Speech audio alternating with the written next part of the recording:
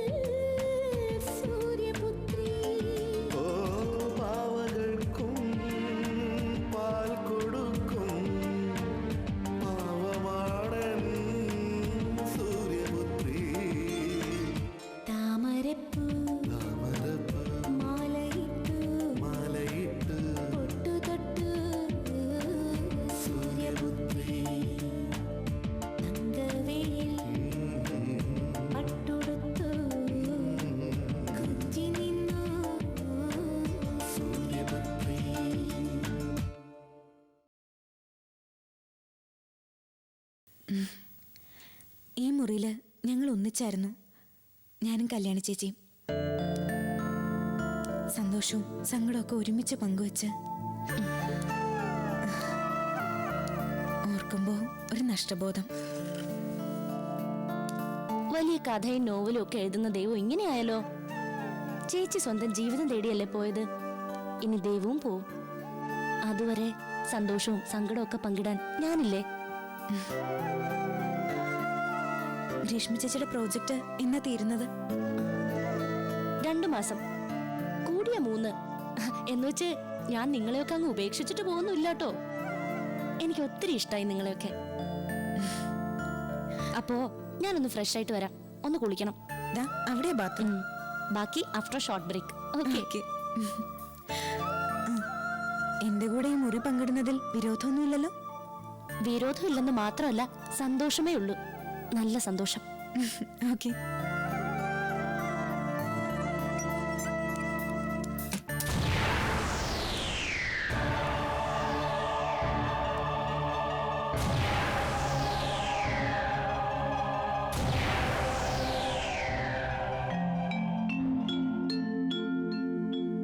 ഇല്ല, ഞാൻ ദാ ഇപ്പം ഇനി ഒന്ന് കയറിയുള്ളൂ.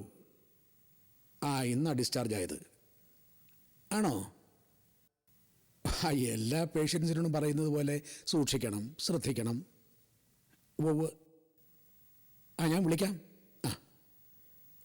പണിക്കർ സാറാ, ഇന്ന് അറിഞ്ഞതത്രേ. ഹോസ്പിറ്റലിലേക്ക് വിളിച്ചപ്പോൾ ഡിസ്ചാർജ് ആയെന്നറിഞ്ഞ് നേരെ ഇങ്ങോട്ട് വിളിച്ചതാ. ഇങ്ങനെ ചിലർക്കെങ്കിലും ഓർമ്മയുണ്ടല്ലോ അച്ഛനെ, ഭാഗ്യം. ഗ്രീഷ്മ ചേച്ചിയുടെ അമ്മയെ അച്ഛൻ ഓർമ്മ കിട്ടിയോ? ഇല്ല മോളെ, ആകെ കൺഫ്യൂഷനില്ല ഞാൻ. എന്നാലും ഇത്ര അടുപ്പമുള്ള സ്റ്റുഡന്റിനെ പറ്റി അച്ഛൻ ഇതുവരെ ഇവിടെ പറഞ്ഞിട്ടില്ലല്ലോ. വേറെ ആരെല്ലാം കുറിച്ച് പറഞ്ഞിരിക്കുന്നു അല്ലേ അമ്മേ? അതെ, പത്മാവതി എന്നൊരു ശിഷ്യയെ പറ്റി മാഷ് പറഞ്ഞിട്ട് എനിക്കും ഓർമ്മയില്ല. ഓർമ്മയുള്ള ഒരുപാട് മുഖങ്ങളുണ്ട് മനസ്സിൽ, പക്ഷെ അതിലൊന്നും ഒരു പത്മാവതി ഉള്ളതായിട്ട് എന്തോ എനിക്കങ്ങോട്ട് ഓർത്തെടുക്കാൻ കഴിയുന്നില്ല. ഉണ്ടാവും അച്ഛാ, ശരിക്കും ഒന്ന് ഓർത്തു നോക്കിയാ ചിലപ്പോ അങ്ങനെ ഒരു മുഖം കൂടി തെളിഞ്ഞു വരും. എന്തായാലും അവർക്ക് ഇപ്പോഴും അച്ഛനെ കുറിച്ച് നല്ല ഓർമ്മയാ. എത്ര വ്യക്തമായിട്ടാ ഗ്രീഷ്മ ചേച്ചി നമ്മുടെ കാര്യങ്ങളൊക്കെ പറഞ്ഞത്. അങ്ങനെ ഒരു പത്മം ഉണ്ടായിരിക്കാം. അല്ല, ആ കുട്ടി എത്ര നാൾ ഇവിടെ ഉണ്ടാവുമെന്നാ പറഞ്ഞത്? 2-3 മാസം, അത്രയും നാളത്തെ പ്രോജക്റ്റാ. അതിന് താങ്ങാൻ ഇവിടെ ഇങ്ങനൊരിടം കിട്ടിയത് വളരെ സന്തോഷമായും തോന്നുന്നു. എന്തായാലും നല്ല ഐശ്വര്യമുള്ള കുട്ടി, നല്ല പെരുമാറ്റവും അല്ലേ മാഷേ? അതെ. ഇനിയിപ്പോ ഇവിടുത്തെ കാര്യങ്ങളൊക്കെ അറിയുമ്പോ ആ കുട്ടി എന്ത് വിചാരിക്കും? എന്ത് കാര്യം? നമ്മുടെ കല്യാണങ്ങളുടെ കാര്യം. നമ്മളെപ്പറ്റി ആ കുട്ടിക്ക് ഇപ്പോഴുള്ള നല്ല വിചാരമൊക്കെ മാറിപ്പോവില്ലേ? അമ്മ എന്തൊക്കെയാ പറയുന്നേ? കല്യാണ ചേച്ചിയുടെ ജീവിതം ഇങ്ങനെയായത് നമ്മുടെ കുഴപ്പം കൊണ്ടാണോ? ജീവിതം അങ്ങനെയാ, പ്രതീക്ഷിക്കുന്നതൊന്നും സംഭവിക്കില്ല. കല്യാണിയോട് ഒന്ന് ഇവിടം വരെ വരാൻ പറഞ്ഞാ അവര് പോരാൻ സമ്മതിക്കോ മോളെ? സമ്മതിക്കും. അച്ഛൻ കരുതുന്നത് പോലെ അത്ര പ്രശ്നങ്ങളൊന്നും ഇല്ല അവിടെ. ചേച്ചി പിന്നീടെല്ലാം എന്നോട് വിശദമായിട്ട് പറഞ്ഞിരുന്നു. ഒരല്പം ദേഷ്യക്കാരാണെങ്കിലും ഉള്ളിൽ പാവങ്ങളാ സുഖേട്ടനും അമ്മയും.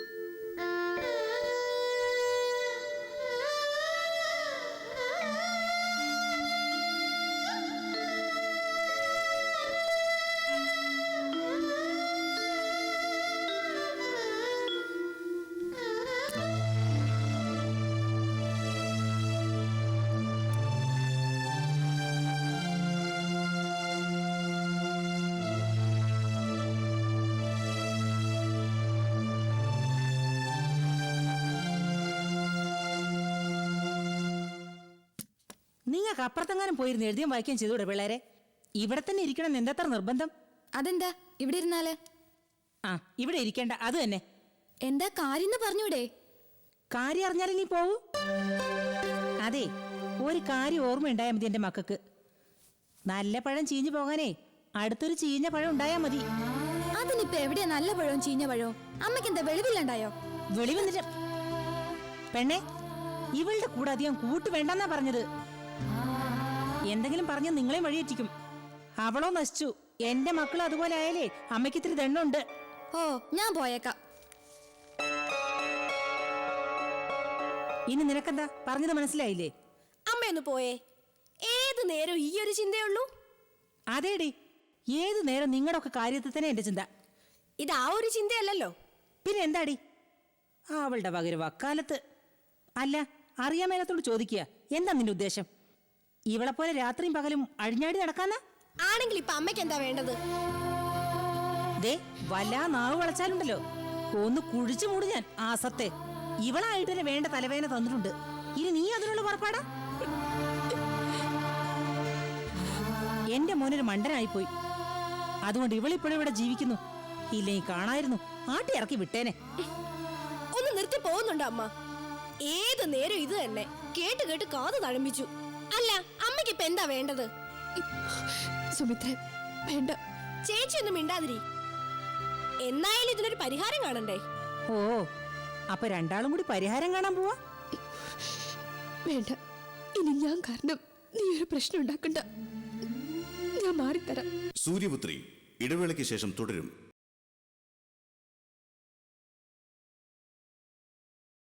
സൂര്യപുത്രി തുടരുന്നു. എങ്ങനെ നോക്കിയാലും ഞാൻ നശിച്ചു, സമ്മതിച്ചു. പക്ഷെ ഇവരൊന്നും വഴി തെറ്റിക്കാനോ നശിപ്പിക്കാനോ ഞാനില്ല. ഓ, ഒരു പുണ്യാളത്തി.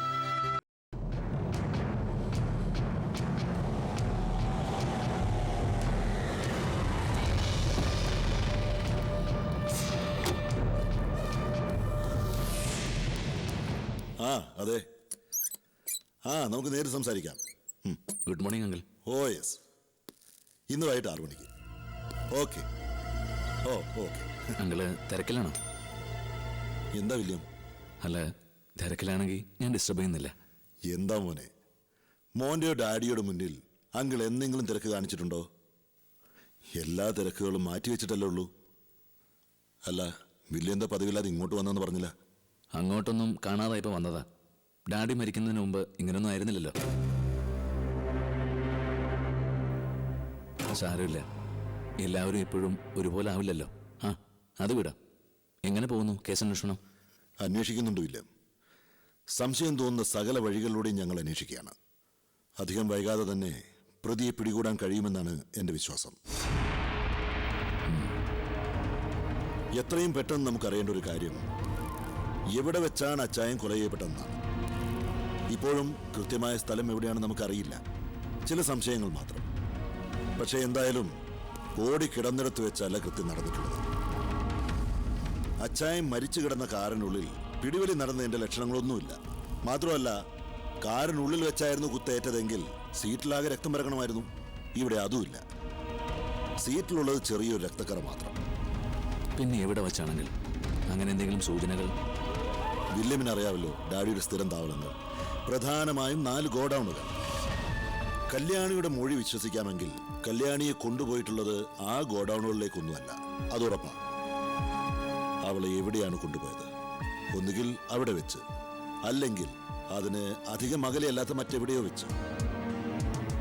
അങ്ങനെ ഒരിടത്ത് വെച്ചാവണം ഡാഡി കൊല്ലപ്പെട്ടത്. അങ്ങനൊരിടം ഒരുപക്ഷെ കുറെ മാസങ്ങൾക്ക് മുമ്പ് ഡാഡി ഒരു കെട്ടിടം വാങ്ങിയിരുന്നു.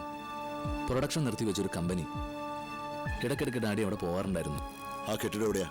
എയർപോർട്ടിനടുത്തുള്ള ഓവർബ്രിഡ്ജിനടുത്ത്. എങ്കിൽ നമുക്ക് അവിടെ വരുന്ന് പോവാം. ശരി അങ്കിൾ.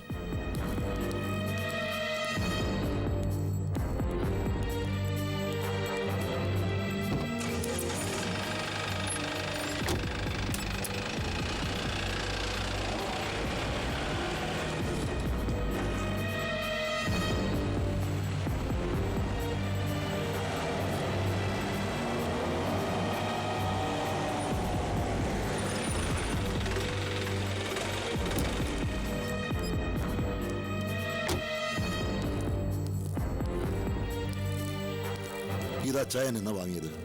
1-2 മാസമായി കാണും. ഞാനില്ലാതിരുന്നുകൊണ്ട് കൃത്യമായിട്ട് അറിയില്ല. ആ, നിങ്ങളിവിടെ വന്നാ സർ.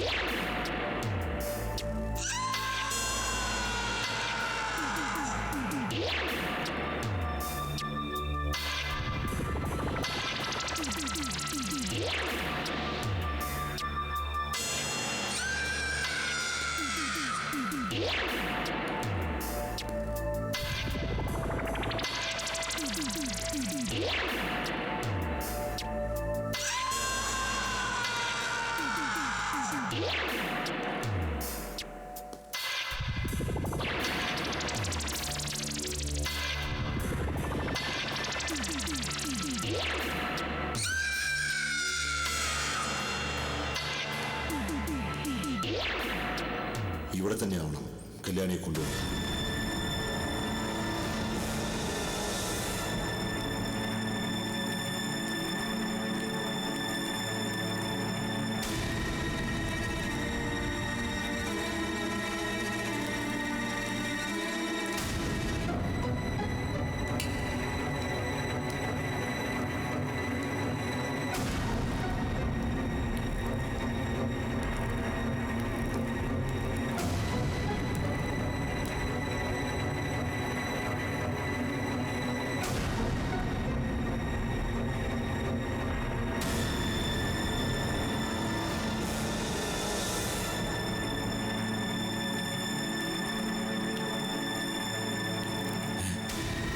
അങ്കിൾ,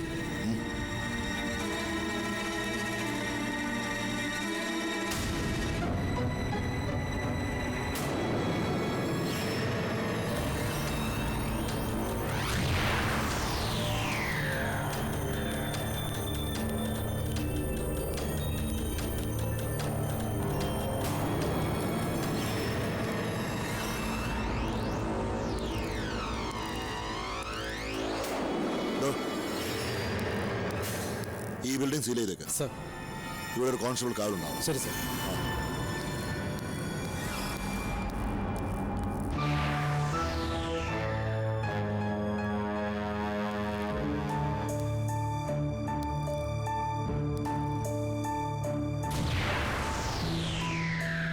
സൂര്യപുത്രി ഇടവേളയ്ക്ക് ശേഷം തുടരും.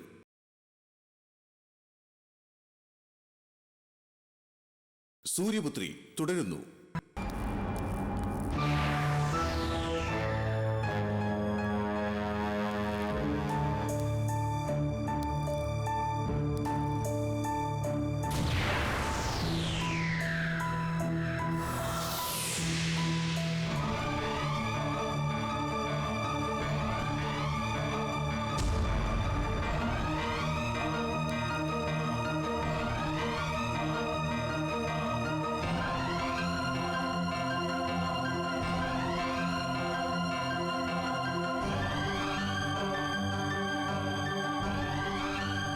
അപ്പോ ഇവിടെ വച്ച് തന്നെയാ ഡാഡി, അല്ലേ?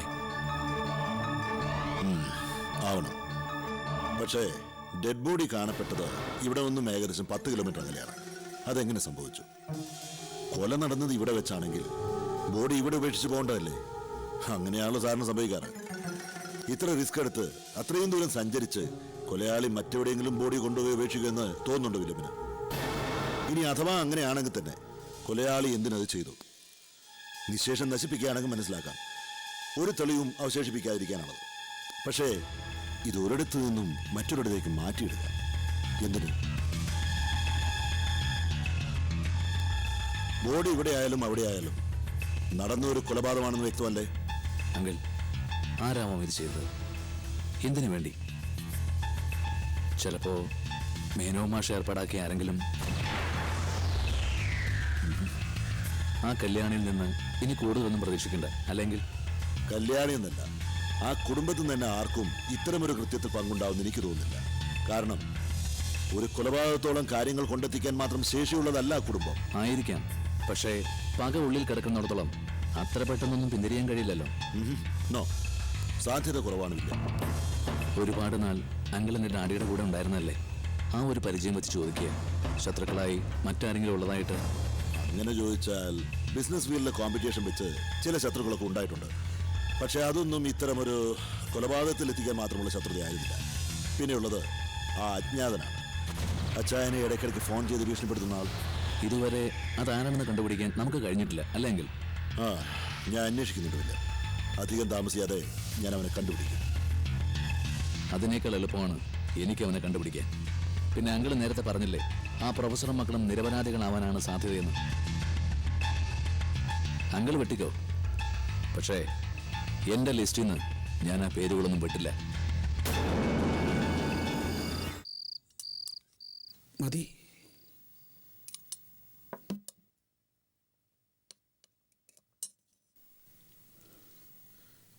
അതെന്താ? ഇത് ചപ്പാത്തിയാ. ഗ്രീഷ്മ ചേച്ചിക്ക് കഞ്ഞി ഇഷ്ടപ്പെട്ടില്ലെങ്കിലോ എന്ന് കരുതി അമ്മ ഉണ്ടാക്കിയതാ. എനിക്കും രാത്രിയിൽ കഞ്ഞിയാ ഇഷ്ടം. ദേവു, ഇനി മുതൽ ഇങ്ങനെ എനിക്കൊന്ന് നിങ്ങൾക്കൊന്ന് സെപ്പറേറ്റ് ചെയ്ത് എന്നെ ധർമ്മസങ്കടത്തിലാക്കരുത്. നിങ്ങളൊക്കെ കഴിക്കുന്നത് എന്തായാലും അത് മതി എനിക്കും. ദാ, ഇതെന്റെ വകയൊരു സ്പെഷ്യൽ. മാഷ് കഴിഞ്ഞിട്ടേ.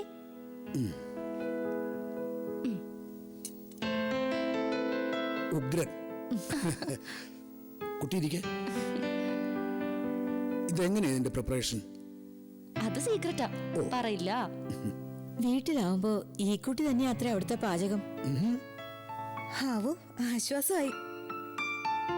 ഇനിയിപ്പോ ഒരു നേരം അമ്മ ഇവിടെ ഇല്ലെങ്കിലും എനിക്കും അച്ഛനും പട്ടിണി കിടക്കേണ്ടി വരില്ല. എന്നാലും ശരി, എന്റെ മോൾ അടുക്കളയിൽ കയറരുത്. എങ്ങനെയാ വീട്ടിലെ കാര്യങ്ങളൊക്കെ? അച്ഛൻ ഇല്ല.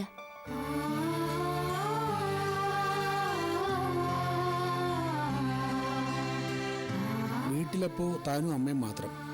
അല്ല, കൂട്ടിനൊരു കുഞ്ഞമ്മ കൂടിയുണ്ട്. ഒരു കാര്യം ഞാൻ ചോദിക്കാൻ വിട്ടുപോയി. ടെക്നോ വേൾഡില് എന്ത് പ്രോജക്റ്റാ ചെയ്യാൻ പോകുന്നേ? അത് ഇലക്ട്രോണിക്സുമായിട്ട് ബന്ധപ്പെട്ടതാ. Implementation of digital energy meter. ഇലക്ട്രോണിക്സാ താല്പര്യം? MSc ഇലക്ട്രോണിക്സ് ആയിരുന്നു മെയിൻ. MSc പഠിക്കാൻ തന്നെ പറ്റുമെന്ന് വിചാരിച്ചതല്ല. അപ്പം നമ്മുടെ ഭാഗ്യം കൊണ്ട് കാലിഫോർണിയയിലെ ഒരു എഡ്യൂക്കേഷണൽ ഫൗണ്ടേഷന്റെ ഇന്റർവ്യൂ കോളേജിൽ വെച്ച് നടന്നു. അതിൽ സെലക്ട് ചെയ്യപ്പെട്ടതുകൊണ്ട് തുടർന്ന് പഠിക്കാൻ അവരൊരു സ്കോളർഷിപ്പ് തന്നു. ഈ കാണുന്ന ആഡംബരവും ഷോയും ഒക്കെ ഉള്ളൂ. പാവങ്ങളാ ഞങ്ങള്. ആരാ മോളെ പാവങ്ങളല്ലാത്തത്? ഒരർത്ഥത്തിൽ എല്ലാവരും പാവങ്ങളാ. ചിലർ സാമ്പത്തികമായിട്ട്, ചിലർ മറ്റു തരത്തില്. ഇപ്പോഴാ ദേവൂന് ഈ സാഹിത്യവാസന എവിടുന്ന് കിട്ടിയെന്ന് എനിക്ക് മനസ്സിലായത്. യഥാ പിത തഥാ പുത്രി. ചേച്ചി ഇലക്ട്രോണിക്സ് മാത്രമല്ല സംസ്കൃതം പഠിച്ചിട്ടുണ്ടല്ലേ? ഇതൊക്കെ ജീവിതത്തിൽ നിന്ന് പഠിക്കുന്നതാ. ജീവിതത്തിൽ നിന്ന് ഒരുപാട് പാഠങ്ങൾ ഞാൻ പഠിച്ചിട്ടുണ്ട്. ഒരുപക്ഷെ ജീവിതത്തോട് പടവെട്ടി സർവൈവ് ചെയ്യാൻ ആ പാഠങ്ങളൊക്കെ തന്നെയാവും എന്നെ സഹായിക്കുന്നത്.